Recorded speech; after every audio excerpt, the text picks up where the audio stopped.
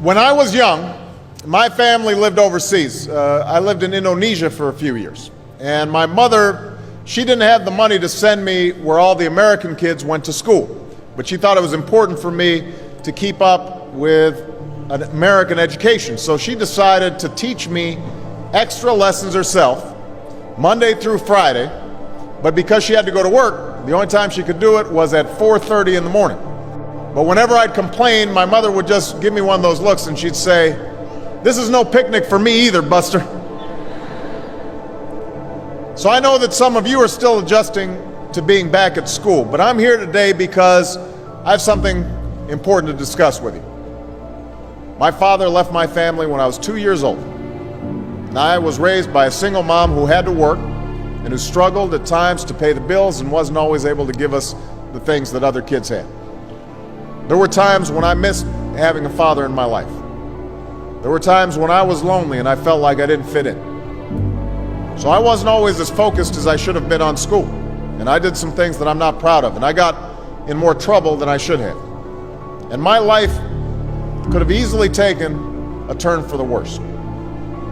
But I was lucky. I got a lot of second chances. And I had the opportunity to go to college and law school and follow my dreams. My wife, our First Lady, Michelle Obama, she has a similar story. Neither of her parents had gone to college, and they didn't have a lot of money. But they worked hard, and she worked hard so that she could go to the best schools in this country. Some of you might not have those advantages. Maybe you don't have adults in your life who give you the support that you need. Maybe someone in your family has lost their job, and there's not enough money to go around. Maybe you live in a neighborhood where you don't feel safe, or have friends who are pressuring you to do things you know aren't right. Maybe you could be a great writer, maybe even good enough to write a book or articles in a newspaper, but you might not know it until you write that English class paper that's assigned to you.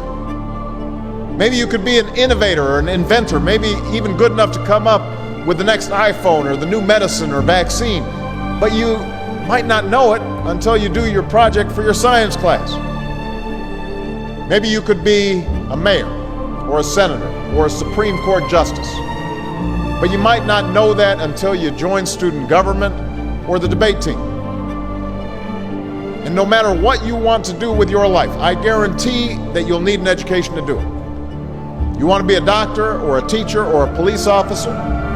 You want to be a nurse or an architect, a lawyer or a member of our military?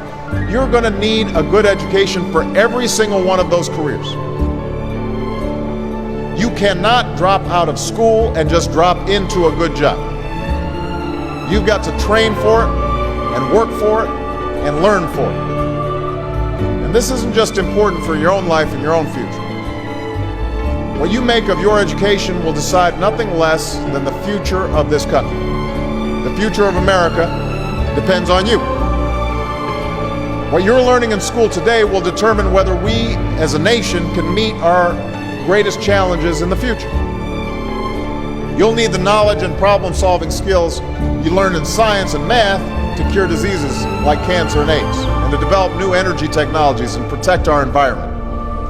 You'll need the insights and critical thinking skills you gain in history and social studies to fight poverty and homelessness, crime and discrimination, and make our nation more fair and more free. You'll need the creativity and ingenuity you develop in all your classes to build new companies that will create new jobs and boost our economy. We need every single one of you to develop your talents and your skills and your intellect so you can help us old folks solve our most difficult problems. If you don't do that, if you quit on school, you're not just quitting on yourself, you're quitting on your country.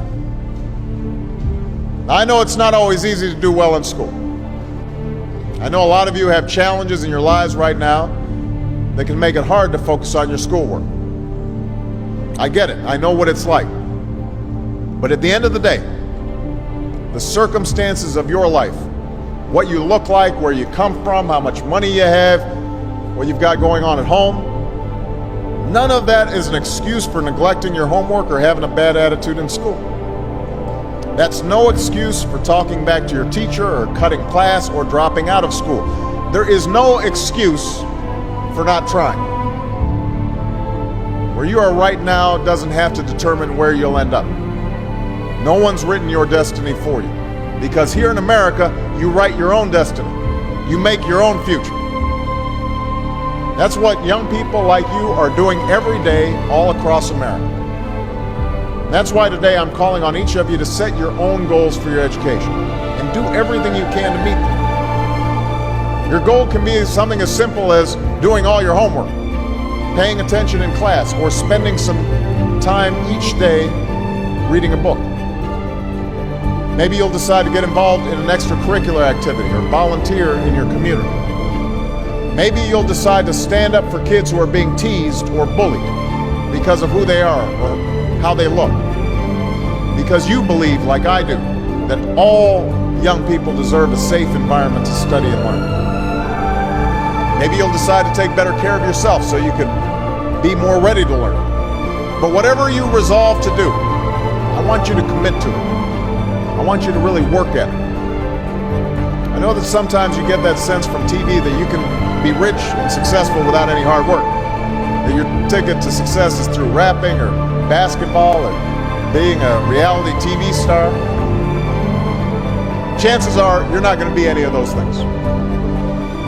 The truth is, being successful is hard. You won't love every subject that you study.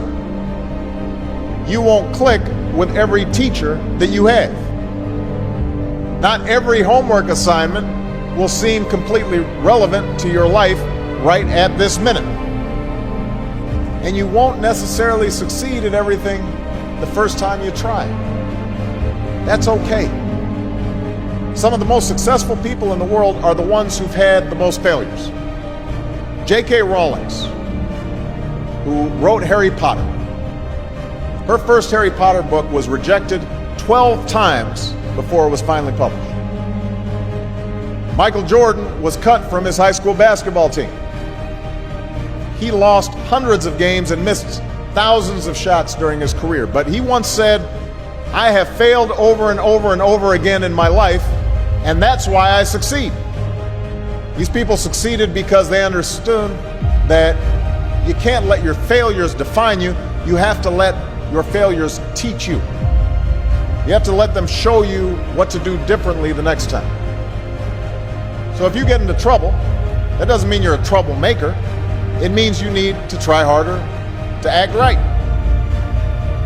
If you get a bad grade, that doesn't mean you're stupid. It just means you need to spend more time studying. No one's born being good at all things. You become good at things through hard work. You're not a varsity athlete the first time you play a new sport. You don't hit every note the first time you sing a song. You've got to practice. The same principle applies to your schoolwork. You might have to do a math problem a few times before you get it right. You might have to read something a few times before you understand it. You definitely have to do a few drafts of a paper before it's good enough to hand in. Don't be afraid to ask questions. Don't be afraid to ask for help when you need it. I do that every day. Asking for help isn't a sign of weakness, it's a sign of strength. Because it shows you have the courage to admit when you don't know something, and that then allows you to learn something new. So find an adult that you trust, a parent, a grandparent, or a teacher, a coach, or a counselor, and ask them to help you stay on track to meet your goals. And even when you're struggling, even when you're discouraged, and you feel like other people have given up on you, don't ever give up on yourself. Because when you give up on yourself, you give up on your country. The story of America isn't about people who quit when things got tough. It's about people who kept going, who tried harder, who loved their country too much to do anything less than their best. It's the story of students who sat where you sit 250 years ago and went on to wage a revolution, and they founded this nation. Young people. Students who sat where you sit 75 years ago, who overcame a depression and won a world war, who fought for civil rights and put a man on the moon. Students who sat where you sit 20 years ago, who founded Google and Twitter and Facebook and changed the way we communicate with each other. So today, I want to ask all of you, what's your contribution going to be? What problems are you going to solve? What discoveries will you make? What will a president who comes here in 20 or 50 or 100 years say about what all of you did for this country? Now, your families, your teachers, and I are doing everything we can to make sure you have the education you need to answer these questions.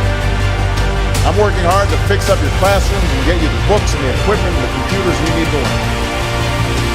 But you've got to do your part too. So I expect all of you to get serious this year.